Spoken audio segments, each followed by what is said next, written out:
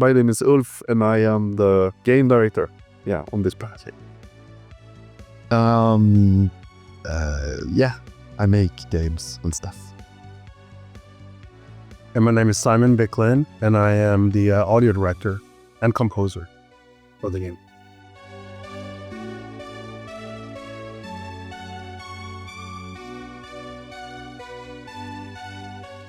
In general, we don't promise anything. Because we play games ourselves and watch, just like follow games that are about to be released. And everybody's like, oh, it's going to be on this date and it's going to be great and it's going to be on these platforms. And then they fuck it up. And then you're pissed off instead. So As a consumer. yeah, as a consumer. So we avoid all of that. We've always done that. We try to instead cautiously approach our deadlines and say, so we have internal deadlines, but we don't want to communicate them until we're sure. And even if we're sure about the release date, we're going to release in early access, so, we're more into that sort of soft release and see if we can I wouldn't say work together with our community, but like watch them play it and see if they're experiencing the game we want them to experience. And then modify until we hit the right. It's what we did for GTFO, and it worked out really well. Yeah. We had a good early access sort of experience as a developer in that game. So You use the fact that it's a digital world and a digital platform and be a bit more soft about it,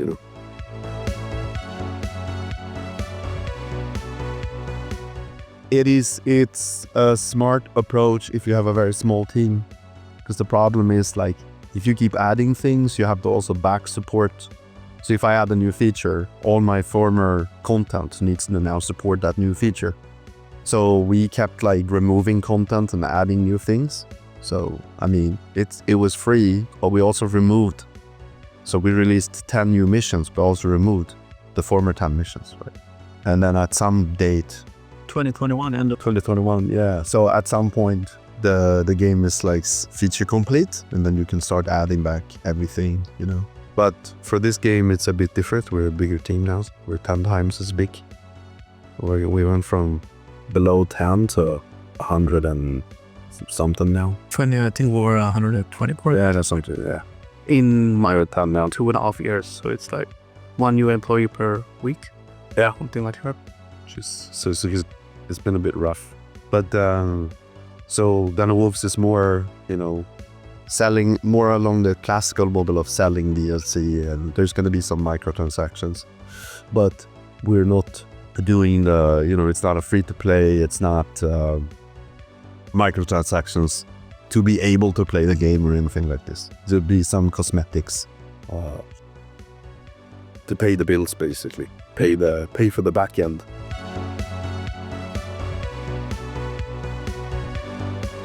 I think in general, try to make things that you would buy, or like you feel like the price is a good price for the content. And we play ourselves, so we know like, yeah, this feels like a good price.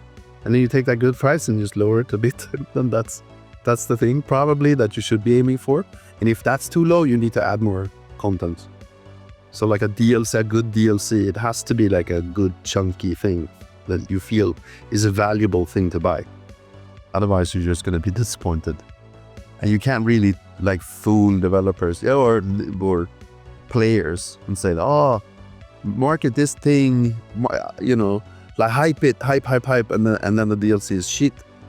And they won't buy the next one. Like, what's your approach? So it has to be, we always try to be very honest with the contents and be very like, GTFO was basically saying like all the time that don't buy the game.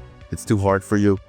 And that means like, if you come into that space, you're like, okay, maybe it's too hard for me. You're not going to complain about it being too hard, at least, So we really we try to preemptively sort of. Yeah, try to be as honest as we can, stuff.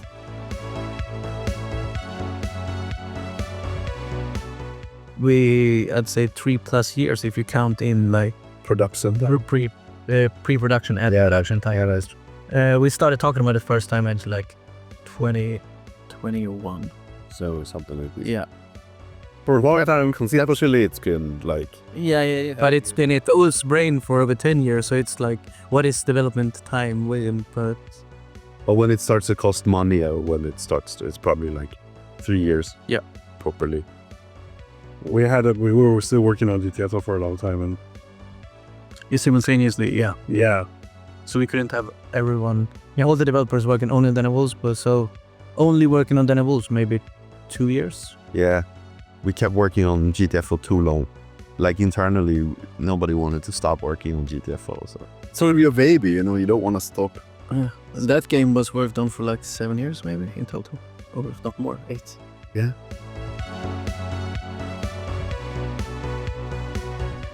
So a lot of that kind of stuff comes out of like necessity of, so you think about like how the game should be played, what kind of problems will you run into when making the game, and what kind of scenarios do you want to make, and then you sort of work your way back from that to see what kind of world you need to be able to do that. And then after a while you start to, I guess, like believe in that world, and then you start to add more details from a storytelling, from a narrative standpoint. But like it's a lot of like production and gameplay things first, where you go like, okay, what game can we make? Like what, that's a good game, you know? That's the first issue. Like your team is shaped in a certain way that can only make a certain type of game. So as a game designer or a director, you can't really set out to make anything that the team couldn't make. But then it has to also be a bit of a challenge, you know? Because otherwise everybody's like sleeping at work, you know? It needs to be a bit of a thing a mountain to climb, you could say. Making games is not necessarily fun, but it's very stimulating. Like it has to be a challenge, you know, I think. And that goes for every creative job, I think. You know, if you're not uncomfortable, you know, you're not doing the right thing, I think.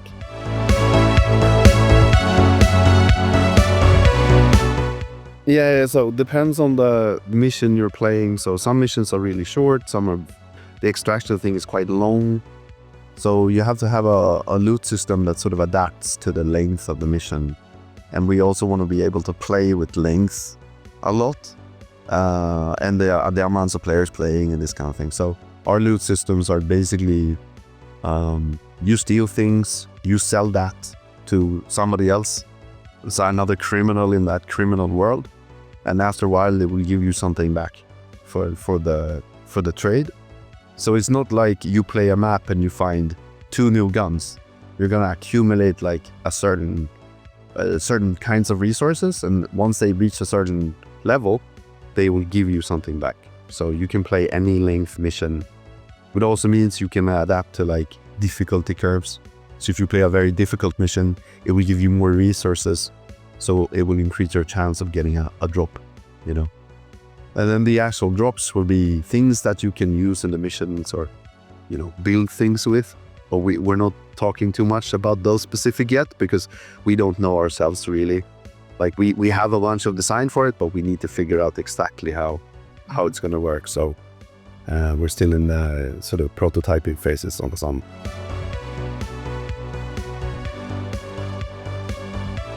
Some things aren't prototype, like in prototype phase. I would say combat is getting really in a nice place.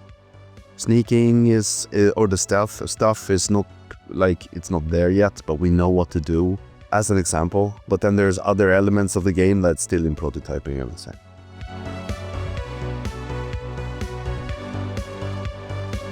That's how we like to make it. We did that for GTFO as well. Like you create your own class essentially by choosing the tools and the weapons that cater to your playstyle.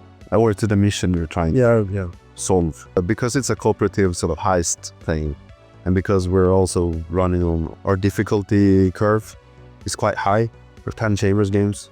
I mean, for GTFO, 100% of our games are really hard. So this is extremely hard sometimes.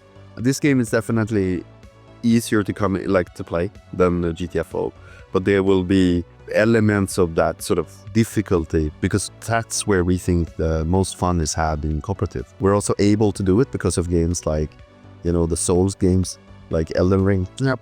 You know, because then you can like point towards that, saying that that's hard, it's not. So all the marketing people just step off, you know, because otherwise everybody gets nervous when it's, oh, it's too hard, nobody will play it. It's like, dude, but like if you play Left 4 Dead as an example, the absolute most fun is when you crank up that difficult. But you need to play it, normal and then harder and harder and harder, you know. GTA 4 is more like nightmare, always. Like, so Den of Wolves is a bit more ramps. There's a bit more ramps like this, but we intend to go really deep on the difficulty. So a mission like that, extraction map, can be extremely difficult, you know.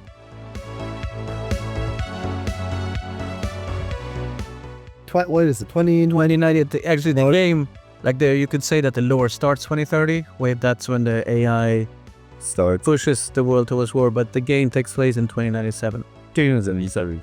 Yeah, so the date is quite nice actually, to be able to say we want to make things that are relatable and relatable enough, so you can say like, oh, I'm in a building, that's a coffee mug, that's, I can understand, like a door. It's not a sci-fi particle door, it's like a door.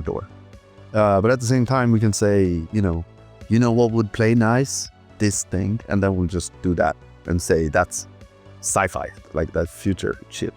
So a good example would be the shield when you play the game there. So yeah. Very sci-fi, but so we try to pick our fights a bit and say, you know, some things are more sci-fi than others, and then we just try to get those, you know, sell those enough to move them back into the contemporary a bit. We like that sci-fi space to be able to have a lot of freedom in gameplay. So It's never sci-fi for the sake of being sci-fi. Like let's just make a sci-fi game for whatever reason. It has a purpose to allow us to make interesting scenarios, interesting weapons, interesting gadgets, or just fucking cool architecture for the backdrop or whatever. Like that could be a purpose of course as well. But for the most part, it's just practical, like what is exciting and entertaining and interesting for the gameplay.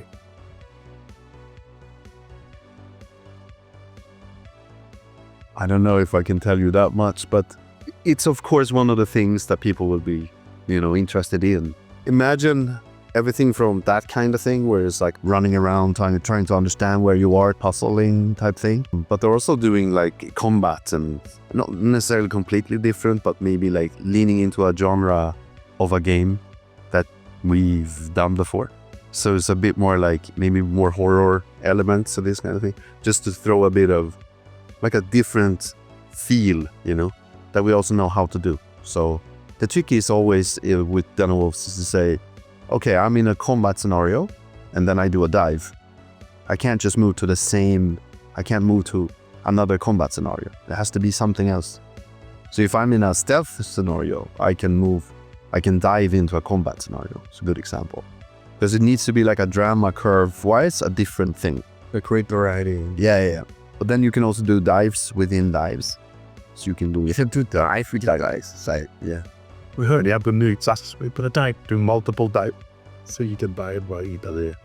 And we pause the world. So if, let's say you throw a grenade and it's mid of an explosion, and you have people like flying and you dive, and then you play and come back, people are flying. You know? So you do multiple layers of that. Reality freezes. Yeah.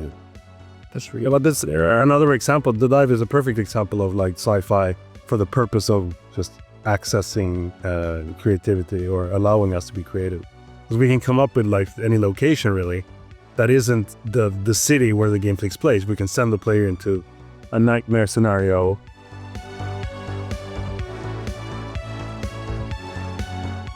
If you're into first-person shooters in general and co-op first-person shooters, you know, in particular, Den of Wolves, you need to keep your eye on Den of Wolves, because it is a really, really cool project. It's made by people who love FPS cooperative shit. We're making the thing that we want to play, so hopefully somebody else will want to play it.